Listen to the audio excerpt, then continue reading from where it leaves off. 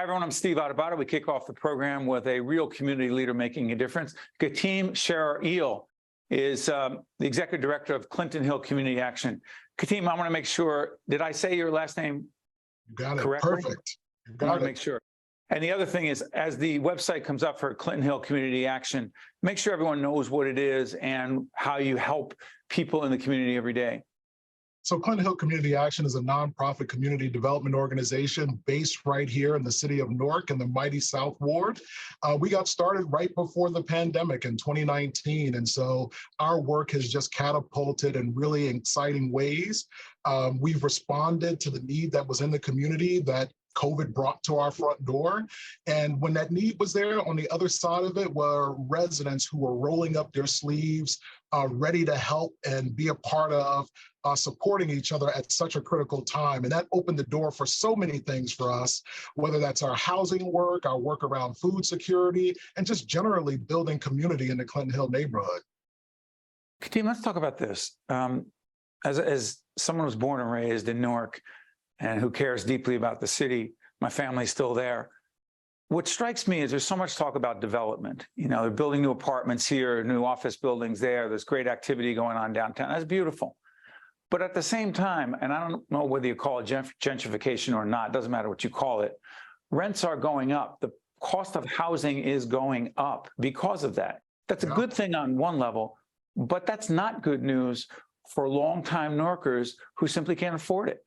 Yeah, and that's the bottom line truth. I mean, the exciting thing is to see all the progress and the renaissance that's happening in the city, but every day, Newarkers like myself, born and raised in a city, you ask yourself, is this for me? And what I say to folks in this community is that we'll make it for us.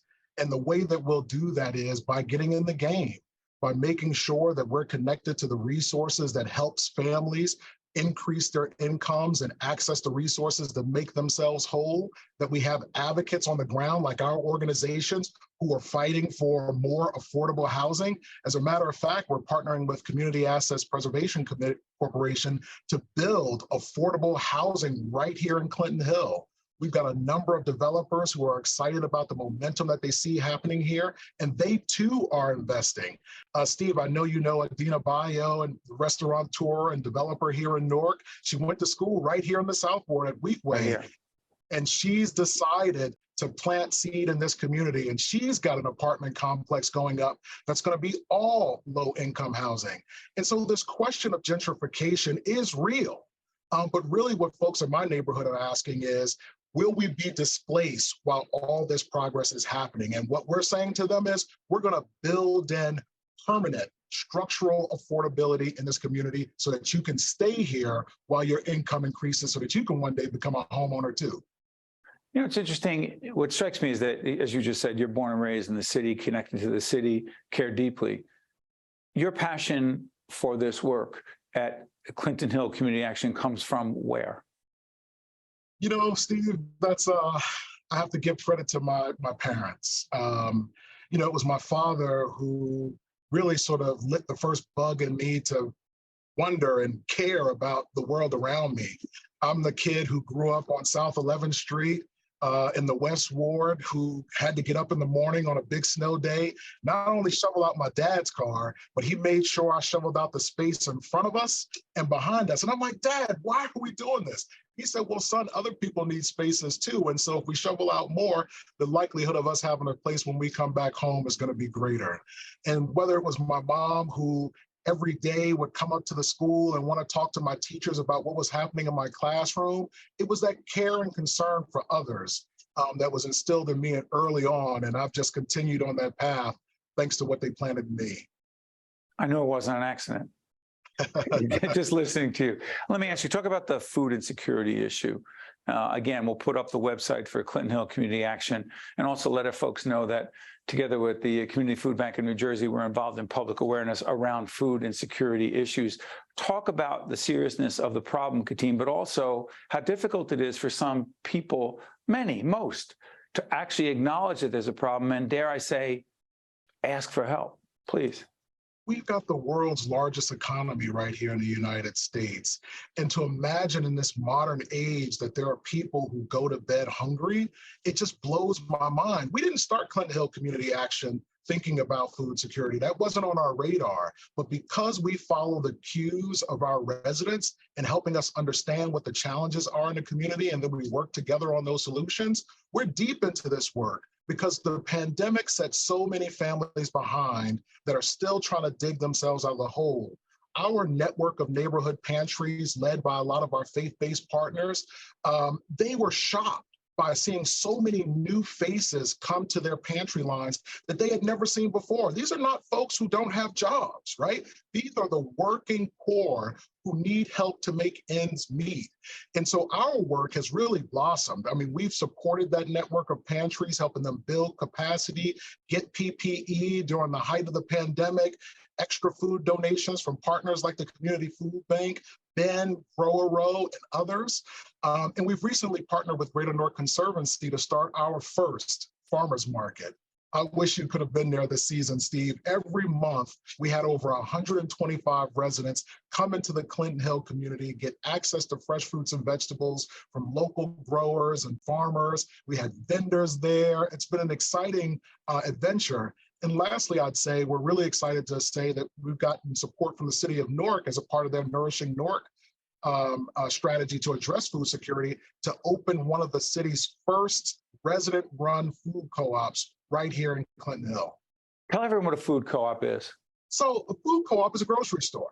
But the difference between a grocery store that's for-profit and a food co-op is we set prices that are at the affordability level of the residents in our community. We have culturally appropriate foods, and the power of a food co-op is the ownership because it is owned by the people. And those same residents run it. They are able to make decisions on a fast dime that are more responsive to the community's needs. And so for us, this is a part of our food sovereignty, taking back ownership of how we ensure our neighbors have access to put food on the table. You know, in the time we have left, what strikes me is that, again, your passion, your commitment, your enthusiasm as the website for Clinton Hill goes up again. But I do want to ask you this, as we move into 2023, this program will be seen then as well. How optimistic are you that we don't talk about fixing problems, but making major impact, having a major impact, making major improvements as it relates to housing, affordable housing, and food insecurity issues? How optimistic are you and why? Yeah. Steve, I have to say, having done this work for a number of years, and every day I get to wake up and have a short commute because I live right in this community. Our 20 staff members who help to run this organization every day live right here in this community. And what gives me hope is just that, how people are coming to the table, rolling up their sleeves to be a part of the solution. And we're not going to sort of solve these issues individually. No one organization has the answer by themselves, but the power of partnership is being realized right here in the South Ward. Whether you count our partners at Newark Beth Israel Hospital, who helped to seed our food security work with our first donation of fresh fruits and vegetables and their ongoing support of that work, or some of the local contractors who are out there helping us do senior home repairs for the residents in our community, our Right. local youth build programs who are part of that. I can go on, but again, the thing that gets me so excited and gives me hope is that we're all at the table working together, tunneling at these issues to make real progress for meaningful folks. Khaatim, as a student of leadership, I know a leader, excuse me, when I see that leader. You are that leader. You honor us. We thank you for joining us, and keep fighting the good fight on behalf of the residents of the great city of Newark. Thank you, Khaatim. Thank you, Steve, you and your family for your service. You got it. Stay with us. We'll be right back. State of Affairs with Steve Adubato is a production of the Caucus Educational Corporation. Funding has been provided by Horizon Blue Cross Blue Shield of New Jersey, RWJ Barnabas Health. Let's be healthy together. MD Advantage Insurance Company, the Healthcare Foundation of New Jersey, the Turrell Fund, supporting Reimagine Childcare, the Russell Berry Foundation, the Adler Aphasia Center, Summit Health, and by Robert Wood Johnson Foundation. Promotional support provided by AM 970 The Answer, And by NorthJersey.com and Local IQ, part of the USA Today network. I'm very grateful that I'm still here. That's me and my donor when we went to celebrate our first anniversary. With a new kidney, I have strength. They gave me a new lease on life. I'm still going everywhere and exploring new places. Nobody thought I was going to be here. Nobody. And I look forward to getting older with my wife. That's possible now. We're transforming lives through innovative kidney treatments, living donor programs, and world-renowned care at 2 of New Jersey's premier hospitals. They gave me my normal life back. It's a blessing. RWJ Barnabas Health. Let's be healthy together.